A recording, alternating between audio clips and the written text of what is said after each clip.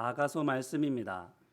아가서는 히브리 성경에서는 쉬르 하쉬림이라는 이름으로 불리는데 그 뜻이 노래들 중에 노래란 뜻입니다. 저자는 아가서 첫머리인 1장 1절에 솔로몬의 아가라라고 되어 있는 것에서 알 수 있는 것처럼 솔로몬입니다. 우리가 잘 알고 있는 다윗의 아들로서 다윗에 이어서 이스라엘의 왕이 된 그 솔로몬입니다. 이 솔로몬이 왕이 된 후 한 여인과 주고받는 사랑의 대화가 바로 아가서인데 그 농도가 매우 진하지요. 그래서 전통적으로는 아가서가 성경에 들어가는 것이 맞냐는 논란이 많았습니다.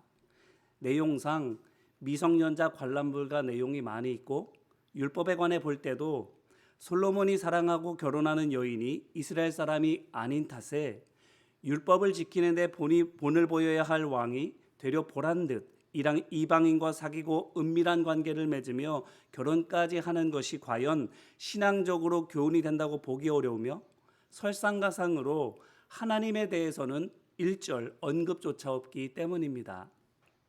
하지만 에스더서 같이 하나님이라는 단어가 안 나와도 그 말씀 속에서 일어나는 모든 일을 통해 하나님께서 하나님의 백성들의 삶에 너무나도 가깝게 계시면서 또한 너무나도 세밀하게 돌보고 계시는 것이 느껴지는 것처럼 아가서도 그게 비록 왕인 이스라엘 남자와 농부인 이방 여인 간에 이루어질 수 없는, 아니 어쩌면 이루어져서는 안 되는 사랑의 이야기여서 거기에 무슨 신앙의 교훈이 있을까 싶긴 생각이 들어도 오히려 그것에서 더 큰 교훈을 얻을 수 있습니다. 그렇다면 무엇일까요?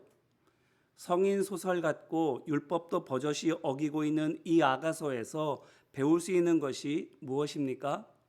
바로 한계를 뛰어넘는 하나님의 사랑입니다. 생각해 보십시오. 아가서에서 솔로몬을 하나님으로 보고 그에게 사랑받는 이방 여인을 죄로 부정하게 된, 그래서 거룩하신 하나님께 사랑을 받을래야 받을 수 없는 죄인으로 본다면 무엇과 같이 보입니까? 마치 죄인을 구원하시기 위해서 하늘 보좌를 버리시고 이 땅에 오신 예수님과 같이 보여지지 않습니까? 부자와 나사로 이야기에서도 보았습니다. 천국에 있는 아브라함과 지옥에 있는 부자와 대화하는데 이렇게 말하지요. 여기서 너희에게 건너가고자 하되 갈 수 없고 거기서 우리에게 건너올 수도 없게 되어 있다. 이렇게 아브라함이 말합니다. 왜 그렇지요? 물과 기름처럼 거룩한 것과 부정한 것은 함께 할 수 없으니까. 하고 싶어도 간절히 원해도 안 되니까. 왜요? 그것이 하나님께서 그렇게 정해 놓으신 법이니까. 그런데 그 법을 누구도 감히 범할 수 없는 지엄한 하나님의 법을 하나님 자신이 범하신 것입니다. 무엇 때문에? 사랑 때문에. 죄로 죽어가는 자녀를 향한 애끓는 그 사랑 때문에, 그 대가로 목숨을 잃으시면서까지 잡히시고 죽으시기까지, 그 잡히시고 죽임 당하시는 것이 누구에게도 보여지지 않고 조용히 갇혀 있다가 아무도 못 본 새 죽고 또 누구도 모르게 묻히는 것이 아닙니다.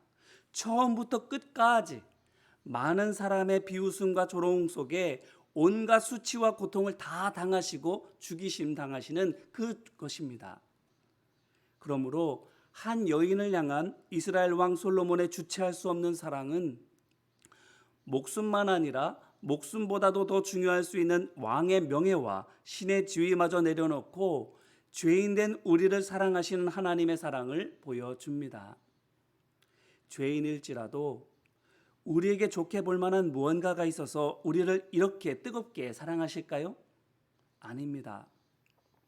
솔로몬이 사랑하는 이방 여인을 보시기를 바랍니다. 그에게 뭔가 사랑받을 만한 것이 있습니까? 1장 5절 말씀을 보니까 이 여인 스스로 말하기를 나는 피부가 검다 이렇게 말하고 있는데, 이것이 원래 피부색이 어두운 톤이거나 그가 흑인이라는 것을 말해주는 겁니까? 아닙니다. 이어지는 6절 말씀을 보니 이 여인이 또 이렇게 말합니다. 내가 햇볕에 쬐어서 거무스름할지라도 흘겨보지 말 것은 내 어머니의 아들들이 나에게 노하여 포도원지기로 삼았습니다. 나의 포도원을 내가 지키지 못하였구나. 아멘. 왜 피부가 검습니까? 포도원에서 장렬하는 떼약볕 아래 일했기 때문입니다. 그런데 왜 이렇게 고된 노동을 해야만 했습니까? 오빠들에게 밉보였기 때문입니다. 어째서?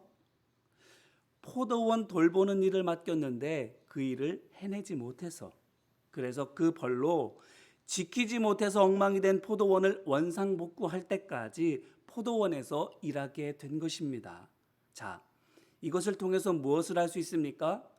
이 여인이 이방 여인일 뿐만 아니라 불성실하든 열심히 하지만 능력이 없든 부족한 사람이라는 것을 볼 수 있습니다. 맡겨주는 일 하나 제대로 하지 못하는, 제 앞가림 하나 하지 못하는 사람인 것입니다.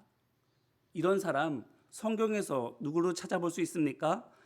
가장 비슷한 사람이 어쩌면 솔로몬의 아버지 다윗일지 모르겠습니다. 그도 이 여인처럼 가족에게 인정받지 못했습니다. 그래서 국빈인 사무엘이 왔을 때도 그 자리에 초대받지 못하고 들에서 양이나 치고 있어야만 했습니다. 하지만 그는 그래도 어떤 사람이었습니까? 뭔가 가진 사람이었습니다.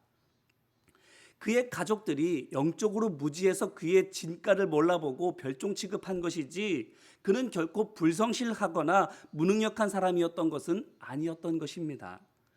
막대기와 물맷돌로 맹수를 물리치는 기술도 있었고 용기도 있었습니다. 뿐만 아니라 확고한 믿음도 있었습니다. 그렇기 때문에 하나님께서 그를 왕으로 택하실 때에 그럼 그렇지 이런 생각이 들 수밖에 없었습니다. 육신의 사람들이 몰라봤다 뿐이지 그는 실제로는 숨은 능력자였던 것이지요. 하지만 솔로몬 왕이 사랑하는 이방 여인은 아닙니다. 그는 아무것도 없는 사람입니다. 물론 아가서를 쭉 읽어보시다 보면 솔로몬 왕이 이 여인에 대해서 예쁘다 예쁘다 하니까 어쩌면 여러분 중에는 목사님 아니에요, 얼굴이나 몸매가 예쁜 사람일 것이 분명합니다, 이렇게 말씀하실 분이 있을지도 모르겠습니다. 그런데 결혼하신 남자분들은 다 아시잖아요. 세상에서 제일 예뻐서 결혼하셨지 않습니까? 지금도 이렇게 돌아보면 너무너무 예쁘잖아요. 우리 한상근 권사님, 김상백 권사님이 이렇게 말씀을 이렇게 쭉 읽어주셨는데 솔로몬의 이 절절한 사랑 이야기, 우리 권사님들의 목소리를 통해서 들을 때에 우리 권사님들 아내를 또한 이런 마음으로 사랑하시겠구나 하는 것들이 절절히 느껴지시 않으십니까? 솔로몬도 마찬가지입니다. 사랑하니까 예쁘다는 거지, 사랑하니까 그 사람밖에 안 보이는 거지 다 제 눈의 안경인 것이지요. 냉정하게 또한 생각해 보시기를 바랍니다. 이 여인이 정말 예뻤겠습니까? 여인 스스로 말하잖아요. 피부가 검게 탔다고. 선텐크림 바르고 비치 의자에 누워서 바베큐 돌아가듯이 골고루 몸을 햇볕에 쬐워서 예쁘게 그을러진 것입니까? 아니에요. 하루 종일 떼역볕 아래 일해서 그을린 겁니다. 누릿누릿 거무튀튀하게. 피부 당연히 거칠겠죠. 그러므로 연예인처럼 관리받는 귀족 아가씨들에 비하면 이 여인은 그저 시골 아낙네입니다. 감춰진 어떤 매력이 숨어 있는 것이 아닙니다. 그렇기 때문에 이런 여인을 세상에서 가장 아름다운 여인인 양 흠모하고 사랑하는 솔로몬을 통해서 우리는 사랑받을 그 어떤 자격도 없는 우리를 그 무엇보다 귀하게 여겨주시고 아껴주시는 하나님의 조건 없는 사랑을 발견할 수 있습니다. 하나님의 사랑은 조건 없는, 아니 정확하게 말씀드리면 조건을 뛰어넘는 사랑입니다. 우리를 향한 그분의 사랑에는 무엇이어서 이런 조건이 없습니다. 외모가 멋져서 좋아 하시지 않습니다. 머리가 똑똑하잖아, 재주가 뛰어나잖아, 돈이 많잖아, 지위가 높잖아, 힘이 세잖아, 성격이 착하잖아, 나이가 젊잖아 등등 어떤 이유를 들어서 우리를 사랑한다고 하시지 않습니다. 굳이 우리에게서 조건을 찾으신다면 그분이 찾으시는 조건은 이게 내가 그를 사랑하는 이유야 라고 말씀하시는 그 조건은 우리가 좋은 것이라고 자랑하려고 드는 조건이 아닌 오히려 반대로 나쁜 것이라고 감추려고 드는 그런 조건입니다. 어리석으니까, 재주가 작으니까, 돈이 적으니까, 지위가 낮으니까, 힘이 약하니까, 성격이 모났으니까, 나이가 너무 어리니까 또는 나이가 너무 많으니까. 그렇게 말씀하시면서 그러니까 내가 도와줘야 돼. 이 사람이야말로 내 사랑이 필요해 하시는 겁니다. 그렇게 말씀하시면서 남들보다 못한 것 때문에, 없는 것 때문에 슬퍼하고 두려워하는 사람들에게 다가가셔서 세상에서 가장 귀한 사람으로 높여주시고 섬겨주시는 것입니다. 이것이 하나님의 사랑입니다. 이스라엘 자손이 개구리 올챙이적 생각하지 않는다는 말처럼 옛날부터 지금까지 마치 자기네가 하나님께 어떤 사랑받을 자격이 있어서 하나님의 백성으로 택함받은 것인 양 생각하고 오만방자하게 굴지만 신명기 7장 7절 말씀을 보면 실은 그게 아니라 반대로 그들이 다른 모든 민족 중에 가장 적었기 때문인 것을 알 수 있습니다. 아무것도 가지지 못한 가장 열등하고 가장 못난 사람들이었기 때문에 하나님께로부터 그와 같은 분에 넘치는 사랑을 받을 수가 있었던 것이지요. 이제 이 말씀으로 우리 자신을 돌아보기를 바랍니다. 우리는 어떤가요?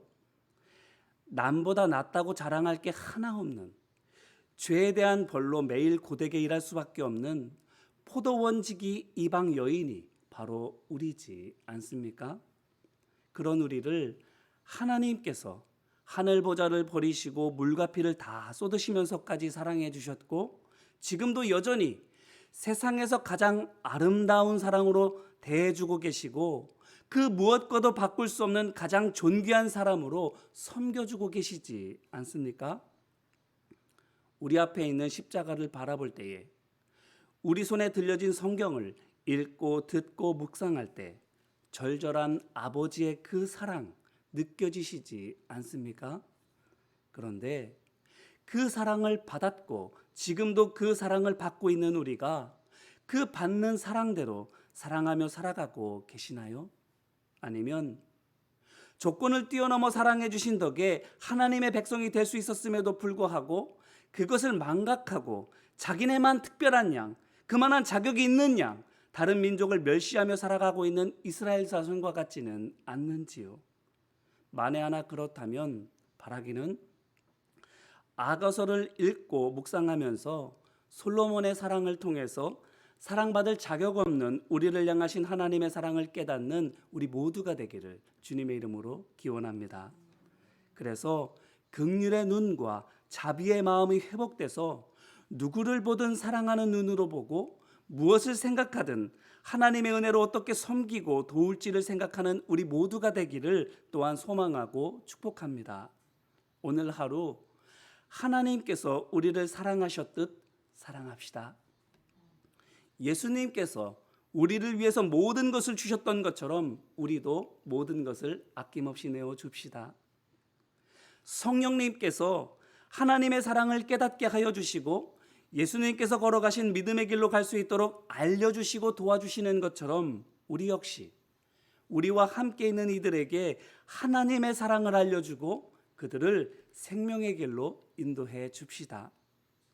조건을 뛰어넘고 사랑하는 이 일에 용감하고 승리하는 오늘 하루 되시기를 주님의 이름으로 축원합니다. 기도하겠습니다. 우리의 조건을 뛰어넘어 사랑해 주시는 자비의 하나님 아버지, 솔로몬의 아가서를 통해 그 사랑 다시금 깨닫게 하여 주심에 감사드립니다.